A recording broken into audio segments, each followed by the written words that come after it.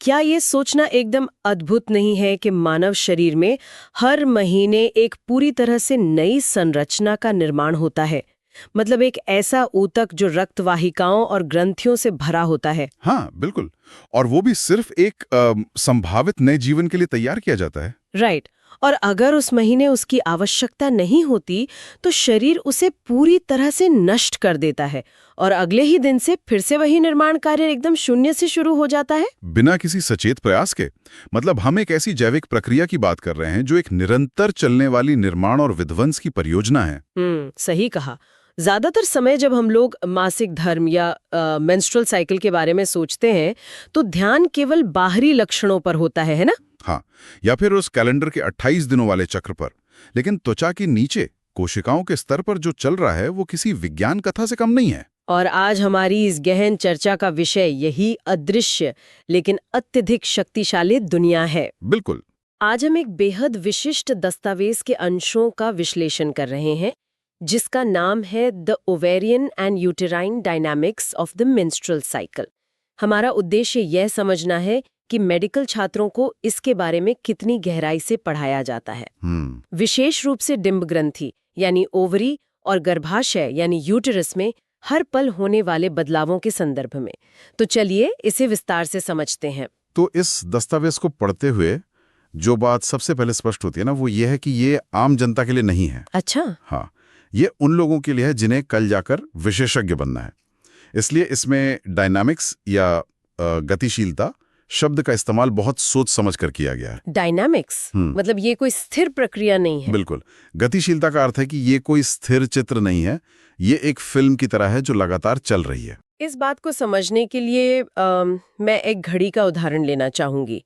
आम समझ में मासिक धर्म चक्र एक घड़ी के डायल जैसा है जो बस ये बताता है कि आज चक्र का कौन सा दिन है। हाँ, 14वां दिन है या 28वां दिन है। राइट।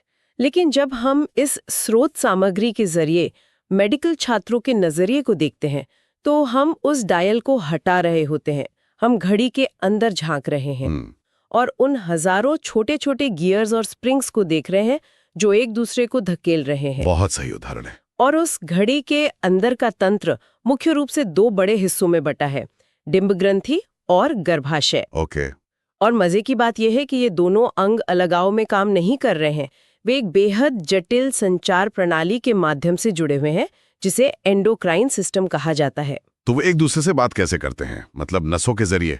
नहीं, नसों के जरिए नहीं, बल्कि रक्त में बहने वाले रसायनों के जरिए जिन्हें हम हार्मोन्स कहते हैं। अच्छा, हार्मोन्स। तो अगर हम इस प्रक्रिया को शुरुआत से समझें, दस्तावेज सीधे ओवेरियन डायनामिक्स यानी डिंब ग्रंथि की गतिशीलता पर ले जाता है। मुझे यहाँ एक बात को लेकर थोड़ी उलझन थी। बताइए। क्या डिंब ग्रंथि इस पूरी प्रक्रिया का मास्टर कंट्रोल रूम है? क्या सारी शुरुआत यहीं से होती है? तकनीकी रूप से देखा जाए तो सबसे पहला संकेत मस्तिष्क से आता है, पिट्यूटरी ग्रंथि से। ओह, मस्तिष्क से? हाँ, मस्तिष्क एक हार्मोन छोड़ता है जिसे फॉलिकल स्टिमुलेटिंग हार्मोन या FSH कहते हैं। यह हार्मोन रक्त के माध्यम से बहकर डिंब ग्रंथि तक पहुंचता है। नाम से स्पष्ट है, यह डिंब ग्रंथि के भीतर मौजूद जो फॉलिकल्स होते हैं उन्हें उत्तेजित करता है। ओह, फॉलिकल्स। मेडिकल विज्ञान में ये शब्द बार बार आता है। अगर मैं सही समझ रही हूँ तो फॉलिकल एक तरह की छोटी थैली होती है जिसके अंदर एक अपरिपक्व अंडा यानी एग मौजूद होता है ना? हाँ, बिल्कुल सही। और डिंब ग्रंथि के अंदर हजारों ऐसे फॉलिकल्स होते हैं जो सुप्तावस्था में होते हैं, सो रहे होते हैं। हाँ। और जैसे ही मस्तिष्क से वो FSH हार्मोन का संकेत आता है, चक्र के पहले दिन केवल एक फॉलिकल नहीं, अच्छा, बल्कि कई फॉलिकल्स एक साथ जाग जाते हैं और विकसित होना शुरू कर देते हैं। ये एक तरह की जैविक दौड़ है। एक जैविक दौड़? मतलब शरीर हर महीने कई अंडों को तैयार करना शुरू करता है, लेकिन विजेता कोई एक ही होता है। यही इस प्रक्रिया की क्रूर और अद्भुत सच्चाई है। करीब 5 से 15 फॉलिकल्स इस दौड़ में शामिल होते हैं। वे सब आकार में बढ़ने लगते हैं। ओहो। और जैसे जैसे वो बढ़ते हैं वे खाली नहीं बैठते, वे खुद एक हार्मोन बनाना शुरू कर देते हैं। कौन सा हार्मोन? एस्ट्रोजन।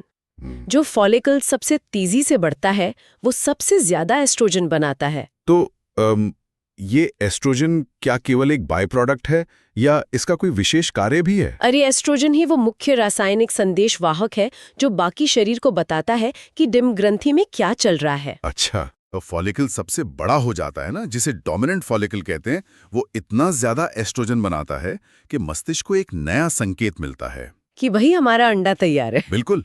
मस्तिष्क कहता है कि ठीक है, हमारे पास एक परिपक्व अंडा तैयार है। तब मस्तिष्क एक दूसरे हार्मोन की बाढ़ छोड़ता है, जिसे ल्यूटेनाइजिंग हार्मोन या एलएच कहते हैं। और यहीं पर पूरी कहानी एक नाटकीय मोड़ लेती है ना। हाँ, वो एलएच हार्मोन का अचानक बढ़ना ही वो ट्रिगर है जो उस विजेता फॉलिकल को फाड़ देता है और अंडा बाहर आ जाता है, जिसे हम लोग ओव्यूलेशन कहते हैं। एकदम सही। ये चक्र का सबसे चरम बिंदु है।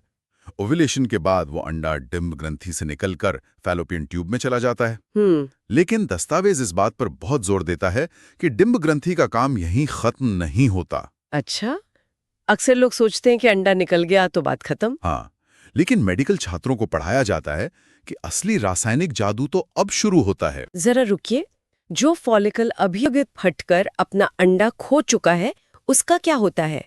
क्या शरीर उसे कचरे की तरह नष्ट कर देता है? नहीं, इसके बिल्कुल विपरीत। वो खाली आवरण एक पूरी तरह से नई संरचना में बदल जाता है। क्या बात कर रहे हैं? हाँ, इसे कॉर्पस ल्यूटियम कहा जाता है। ये पीले रंग की एक अस्थायी एंडोक्राइन ग्रंथि बन जाती है। मतलब कल तक जो एक थैली थी आज वो एक ग्रंथि बन गई है। बिल्कुल, जिसका एकमात्र काम है भारी मात्रा में एक नया हार्मोन पैदा करना, प्रोजेस्टेरॉन। ये तो किसी विज्ञान कथा में वो आकार बदलने वाले जीवों जैसा है ना? मतलब डिंब ग्रंथि ने पहले एस्ट्रोजन बनाया, एक अंडे को परिपक्व किया, उसे बाहर निकाला और फिर तुरंत अपनी संरचना बदलकर प्रोजेस्टेरॉन बनाने लगी। हाँ, ये प्रोजेस्टेरॉन असल में करता क्या है? देखिए, प्रोजेस्टेरॉन एक स्टेबलाइजर या स्थिर करने वाला हार्मोन है। ये शरीर को शांत करता है और उसे एक संभावित गर्भावस्था के लिए तैयार करता है। अच्छा। लेकिन यह समझने के लिए कि ये कैसे काम करता है, हमें दस्तावेज के दूसरे बड़े हिस्से की ओर जाना होगा, यूटेराइन डायनामिक्स, यानी गर्भाशय में होने वाले बदलाव। यहाँ से ये दोनों तंत्र आपस में जुड़ते हैं। अगर हम डिंब ग्रंथि को एक मुख्य आर्किटेक्ट मान लें जो लगातार रासायनिक निर्देश भेज रही है, तो गर्भाशय वो कंस्ट्रक्शन साइट है जहां उस ब्लूप्रिंट के अनुसार असल में इमारत बन रही है। बहुत उम्दा एनालॉजी है। गर्भाशय की आंतरिक परत को एंडोमेट्रियम कहते हैं और मेडिकल छात्रों को गर्भाशय को एक स्थिर अंग के रूप में नहीं पढ़ना होता। तो कैसे पढ़ते हैं? एक ऐसे स्थान के रूप में जो हर दिन अपना रूप बदल रहा है। एंडोमेट्रियम की दो मुख्य परतें होती हैं, एक आधार परत जो हमेशा वहीं रहती है और एक कार्यात्मक परत जो हर महीने बनती और झड़ती है। तो ये ऐसा है जैसे किसी इमारत की नींव हमेशा सुरक्षित रहती है लेकिन उस पर बनने वाले कमरे हर महीने नए सिरे से बनाए जाते हैं। बिल्कुल। जब डिंबाशय ग्रंथि में वो फॉलिकल्स दौड़ रहे होते हैं और एस्ट्रोजन बना रहे होते हैं, तो वो एस्ट्रोजन रक्त के जरिए गर्भाशय तक पहुंचता है। ये एस्ट्रोजन गर्भाशय के लिए एक सीधा आदेश है कि निर्माण शुरू करो। इस चरण को प्रोलिफरेटिव फेज कहा जाता है। प्रोलिफरेशन यानी कोशिकाओं का तेजी से विभाजन और वृद्धि। हाँ, तो गर्भाशय एस्ट्रोजन के प्रभाव में अपनी दीवारों को मोटा करना शुरू कर देता है। कोशिकाएं तेजी से विभाजित होने लगती हैं, नई रक्तवाहिकाएं बनने लगती हैं। गर्भाशय की दीवार की मोटाई कुछ ही दिनों में कई गुना बढ़ जाती है। वाओ! ये एक संभावित भ्रूण को सहारा देने के लिए कुशन या गद्दा तैयार करने जैसा है। लेकिन हमने अभी बात की थी कि ओव्यूलेशन के बाद डिंब ग्रंथि एस्ट्रोजन के साथ साथ भारी मात्रा में प्रोजेस्टेरॉन बनाना शुरू कर देती है। जी। जब ये प्रोजेस्टेरॉन उस कंस्ट्रक्शन साइट यानी गर्भाशय तक पहुंचता है तब वहाँ क्या बदलाव आते हैं? देखिए, प्रोजेस्टेरॉन का काम दीवार को और मोटा करना नहीं है, बल्कि जो दीवार बनी है उसे परिपक्व और मजबूत करना है। अच्छा, मजबूत करना है। हाँ, इसे सीक्रेटरी फेज कहते हैं। प्रोजेस्टेरॉन के प्रभाव में गर्भाशय की दीवार में मौजूद ग्रंथियां पोषक तत्वों का स्राव करना शुरू कर देती हैं। रक्तवाहिकाएं कुंडलित हो जाती हैं। ये परत अब सिर्फ एक गद्दा नहीं है, ये एक ऐसा उपजाऊ खेत बन गई है जहां एक बीज आसानी से प्रत्यारोपित हो सके और उसे तुरंत पोषण मिल सके। ये तो एक बेहद सटीक सिम्फनी या तालमेल है। बिल्कुल। आर्किटेक्ट पहले एस्ट्रोजन भेजकर कहता है दीवारें खड़ी करो, और फिर जब अंडा बाहर आ जाता है तो वो प्रोजेस्टेरॉन भेजकर कहता है दीवारों पर पलस्तर करो, फर्नीचर लगाओ और भोजन का इंतजाम करो क्योंकि मेहमान आने वाला है। क्या बात है, बिल्कुल ऐसा ही होता है। और मेडिकल छात्रों के लिए इस समानांतर गतिशीलता को समझना इसलिए जरूरी है क्योंकि अगर इस तालमेल में एक दिन की भी देरी होती है ना, तो क्या होगा? तो पूरी प्रक्रिया विफल हो सकती है।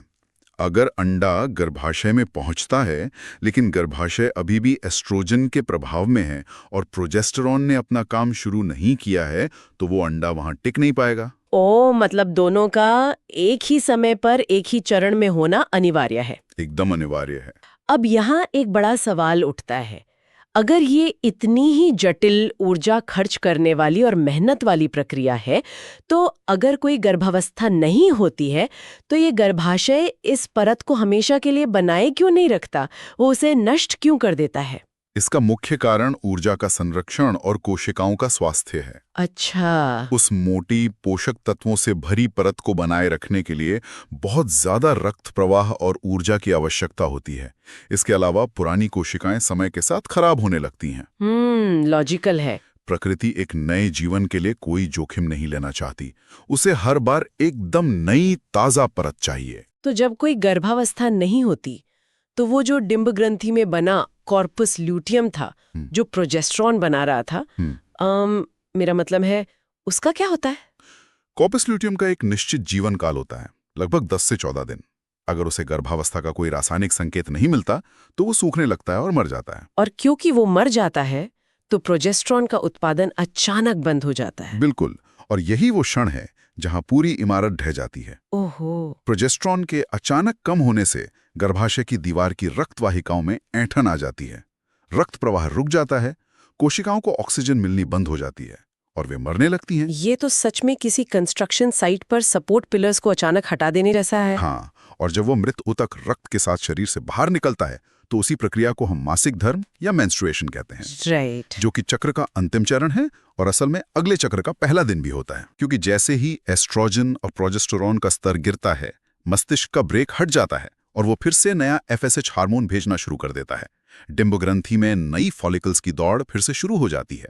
अगर हम इस पूरे परिदृश्य को एक कदम पीछे हटकर देखें, तो यह दस्तावेज सिर्फ एक जैविक प्रक्रिया का वर्णन नहीं कर रहा। ये हमें दिखा रहा है कि मानव शरीर के भीतर कैसे एक अंग दूसरे अंग की स्थिति को पढ़ता है, उस पर प्रतिक्रिया करता है और पूरे शरीर की प्रणाली को नियंत्रित करता है। एक मेडिकल छात्र को यह पूरी रासायनिक और भौतिक कोरियोग्राफी कंठस्थ करनी होती है। बिल्कुल, उन्हें ये जानना होता है कि किस दिन हार्मोन का स्तर क्या है, फॉलिकल का आकार क्या है और गर्भाशय की परत की संरचना कैसी दिखती है। और इस स्तर का अध्ययन करना इतना जरूरी क्यों है? क्योंकि जब कोई मरीज किसी समस्या के साथ डॉक्टर के पास आता है ना, चाहे वो बांझपन हो, अनियमित चक्र हो या कोई हार्मोनल असंतुलन, तो एक डॉक्टर ये नहीं कह सकता कि बस घड़ी खराब है। हाँ, उसे ये जानना होगा कि कौन सा गियर टूटा है। एकदम से, क्या मस्तिष्क FSH नहीं भेज रहा, क्या फॉलिकल्स एस्ट्रोजन नहीं बना पा रहे, या गर्भाशय की परत प्रोजेस्टेरॉन के प्रति प्रतिक्रिया नहीं दे रही है। ये सूक्ष्म ज्ञान ही इलाज का आधार बनता है। ये सच में एक आंखें खोल देने वाली जानकारी है। और केवल चिकित्सा विज्ञान के छात्रों के लिए ही नहीं, बल्कि हम सबके लिए। इस स्तर की जैविक जटिलता के बारे में जानना शरीर के प्रति हमारे दृष्टिकोण को बदल सकता है। ये शरीर को देखने के हमारे मशीनी नजरिए को तोड़कर उसे एक अत्यंत बुद्धिमान जीवित पारिस्थितिकी तंत्र के रूप में स्थापित करता है। एक जीवित पारिस्थितिकी तंत्र जो अपनी ही लय में धड़क रहा है।